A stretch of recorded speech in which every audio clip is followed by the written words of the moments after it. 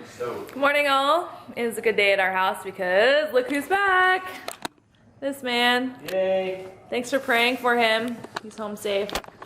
That's exciting. I haven't done a video in forever, but he brought back a special gift from Bashir. It's pretty cool. Oh wow, look at this. So cool. Like, what is it, rock? It's stone, yeah. It's called rock photo. It's called a rock photo. Rock and photo. But they make them in Menbij. So it's made in Syria. So these are from Syria. That's really cool. Walking. That's cool. So we got some pictures done. It's like our first family photos for our house. Our house is really. Thank you, Bashir. That's cool. Very fun. Fun gift. That's really cool. So blessed. Yeah, so we get to do life together again. Aren't you excited? Yeah, he gave those to me when we were at the Menbij City Council. So it's fun, really fun. That's cool. Kevin came home bearing many gifts this time from people in the Middle East. This is something else that he got. He'll explain it to you because it's kind of cool. What is this, Kevin? I don't know what they're called. Oh, like a shawl? It's like a shawl.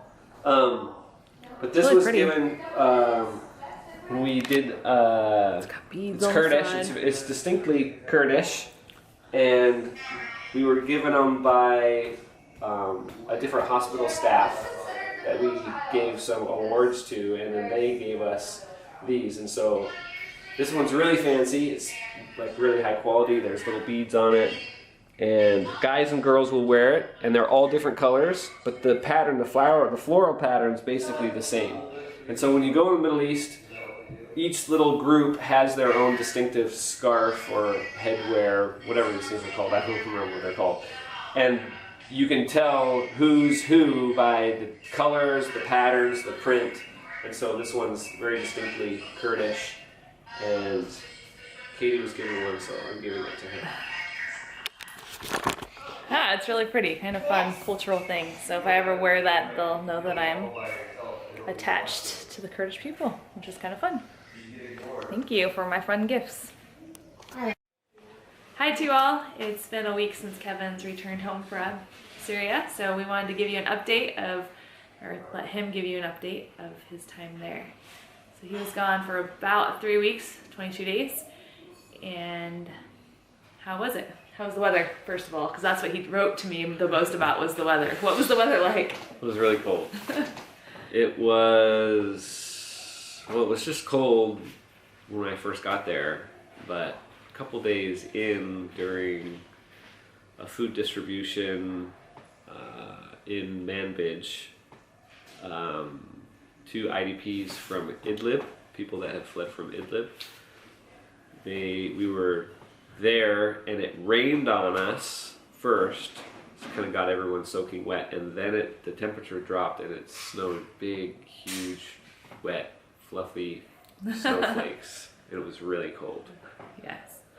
Every time he texted me, he was like, I'm freezing! It's so cold! So that's mostly what I know about your trip. What kind of things did you do while you were there? Well, we didn't know what the trip was going to be, and so with all the different missions in the Middle East, I think especially, you just don't know what you're going to get yourself into or what's going to happen. And so kind of going there with the idea to just meet people, encourage people that we have built relationships with, continue those relationships, and then kind of pray and see what the Lord would have us to do. We went and there was a lot of tea drinking, a lot of meetings, but it was good. As we kind of were there and progressed and met people, we got to get a sense of different people's needs, and so we did a lot of food distributions. We spent a lot of time in Manbij because there was new IDP camps being built for the people who are fleeing from Idlib, and active fighting between the Turkish proxy forces and the Turkish army, and then the Russians and the Assad forces that are fighting in that area. So I think 900,000 people have fled from Idlib, or 900,000 people are displaced. And so we spent a lot of time in Manbij with those camps, and that's where it snowed on us the most.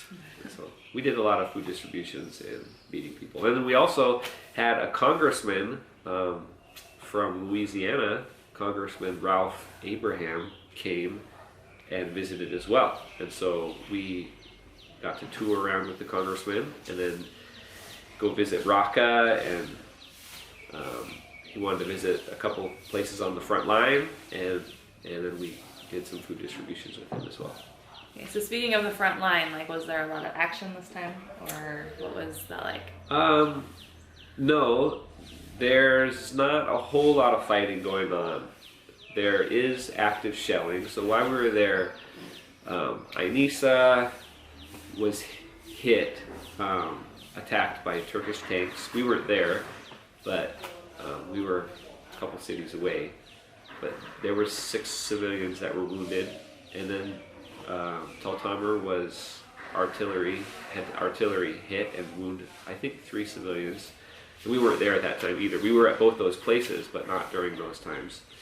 And that's the way it kind of is, kind of all along the northeast border, in the safe zone. There's active kind of little skirmishes back and forth, but no one really taking any ground, no all-out fighting. But there is in Idlib, and so I think that's where everything's kind of focused. Everyone's attention is in Idlib, and that's where all the big fighting is. And so there hasn't been a whole lot of fighting along the rest of the borders. And so it gave us an opportunity to visit the people, to encourage the people, to do some medal ceremonies where we just recognize the brave and heroic acts of some of the hospital workers and Red Crescent workers, and then encourage old friends, and then do congressman visits and stuff like that. So there was a little bit, but we were not involved in anything. It wasn't near us. Okay. So do you feel relatively safe this time around? Oh yeah, it was like, it was probably, if you could take your family on a visit to the Middle East, that would have been the trip to go on. It was probably the best that you could have had for one of those. I was kind of jealous. One of our teammates, Jason Torlano, shout out to you, Jason, and your wife, Jessa. He got to bring his wife, and she'd never been to the Middle East. She'd never seen that kind of stuff, and so it's a good introductory trip. Yeah, it was a great introductory trip. They kind of got to see some fun things that we got to be a part of. And what is your role in all this stuff? You're there, and you're obviously giving things during the distributions and all that, but what's your behind the scenes role? Well, I'm a chaplain first, so I am there, and I get to do devotions in the morning, and it was Paul and I, actually, there was 3 chaplains really, Paul, myself, and Monkey, and so we split the devotions in the morning, and then we kind of made a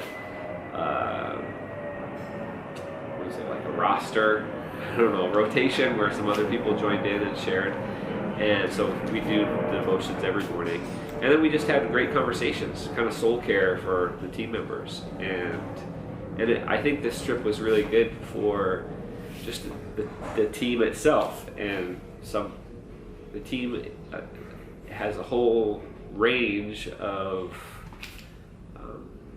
people that are different walks and beliefs and levels of maturity in their faith, and so it was just a great time of ministry to the people on the team, and then with that I also get to be one of the logistics coordinators. So for all the food distributions and things at night, I'm out. Myself, Hosey, Mohammed, Delo, usually, we go out and we go shopping.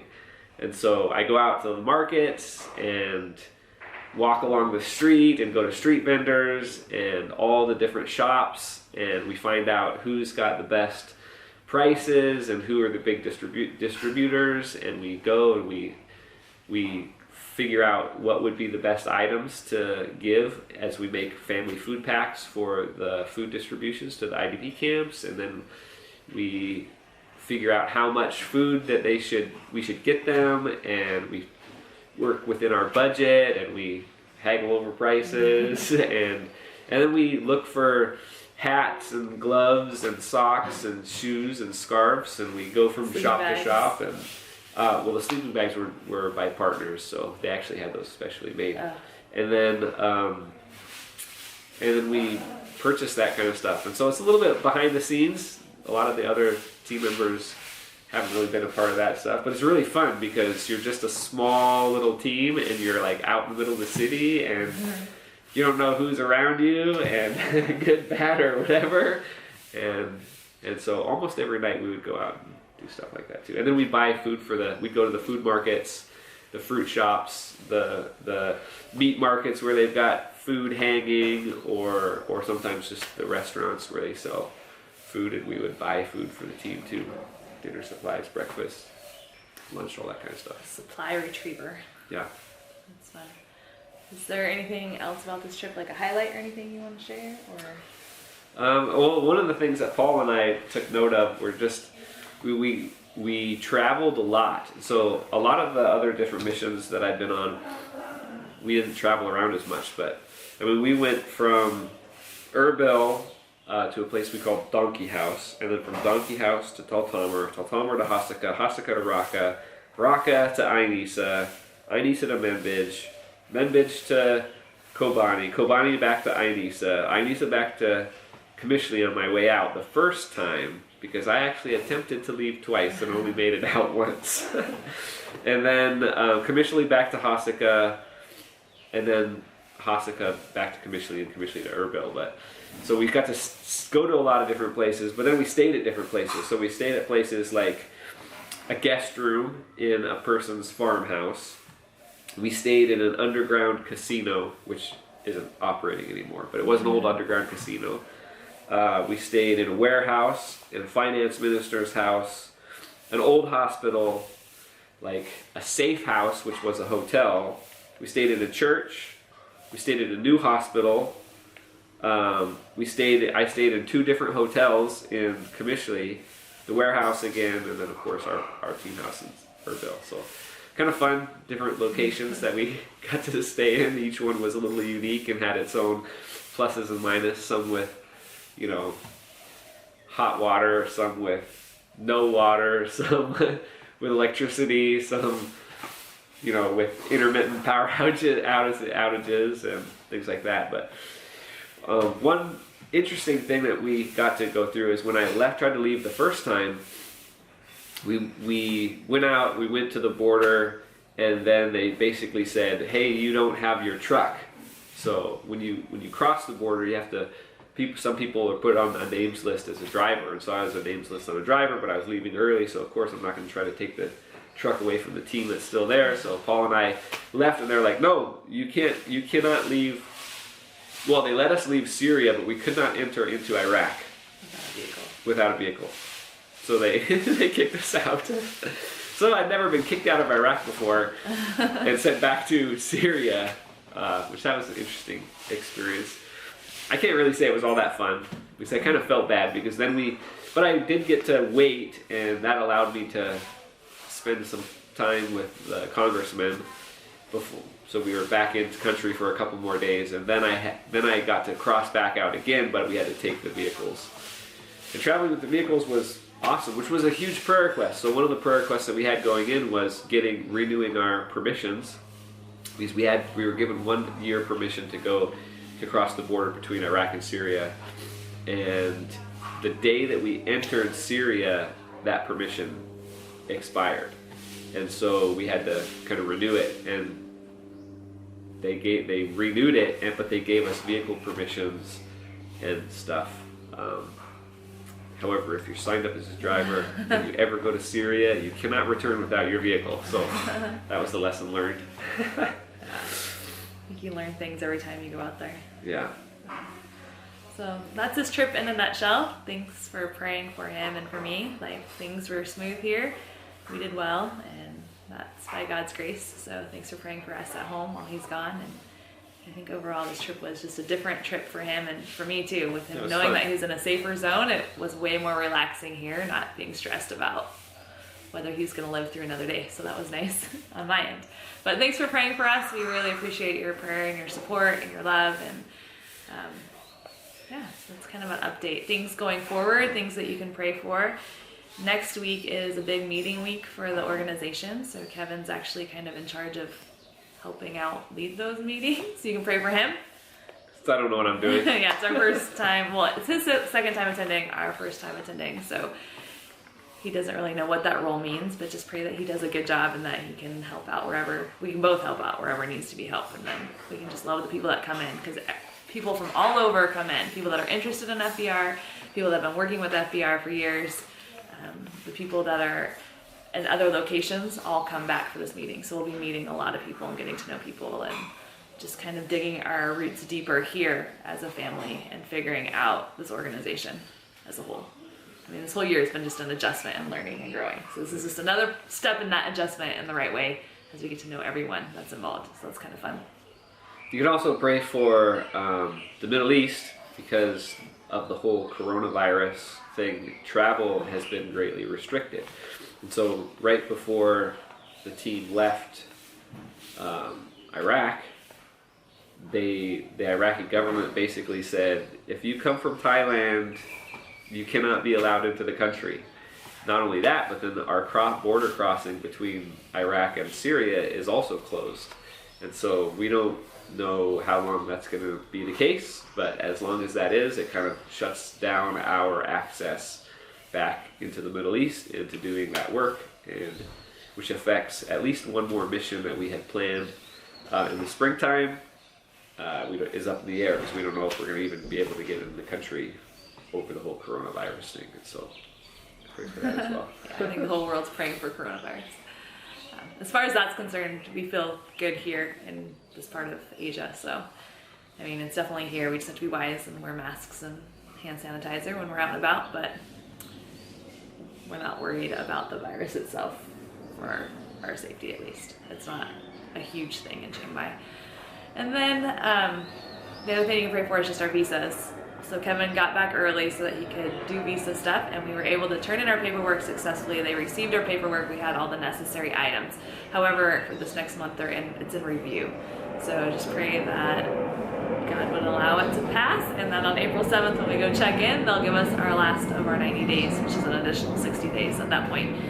So if that all goes through, then the next time we apply in 90 days, which is like June time frame, we will be able to apply for a 6-month one. So that will be nice to kind of extend our time out. And you can keep our visa process in Japan in your prayers too. Yeah. We're still waiting to hear back. We don't know what's going to happen with that. But God's in control, and so we just trust Him. But we appreciate the prayers that you just pray for us. Really, I don't know, the longer we've been here, I feel like I've failed to ask for prayer just because I'm getting more comfortable. But then, yeah, we need the prayer. And so don't stop praying for us. That's my request from you all. So thanks for praying for us. Thanks for listening to this. If you made it all the way through the end, you did well. Hopefully I will be more faithful in posting videos. So this is our update for the last month. And going forward, hopefully I'll do a better job. We'll see. So take care. Thanks for watching.